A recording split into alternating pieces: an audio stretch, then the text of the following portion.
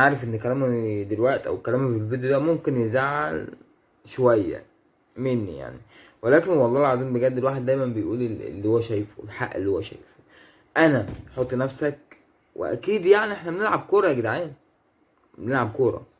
حط نفسك مكان الزملكاوية النهاردة، حط نفسك مكانهم. انت في موقف صعب جدا، انت لازم تكسب 3-0، موقف صعب.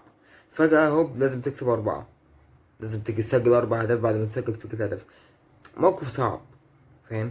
الاهلي جه عليه وقت من الاوقات كان برضو قدام فرق مجهولة الهوية في افريقيا، كان بيخسر وكان بيقدم اداء وحش وكان نتائجه وحشة، فاهم؟ فانت لازم تحط نفسك مكان الناس دي.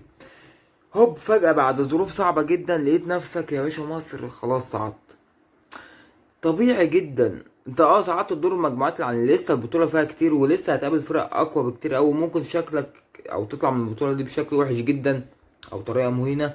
ولكن انت خلينا في اللحظة بتاعت النهاردة دي، في لحظة المكسب ولحظة الصعود بعد الموقف الصعب جدا اللي انت اتحطيت فيه. انت مستني من جمهور الزمالك، حط نفسك مكانه، لازم يفرحوا فرحة كبيرة جدا جدا جدا. فاعذروهم يا جماعة، عادي عادي اعذروهم يعني، موضوع سهل. مش عارف ليه الناس مصعباها يعني.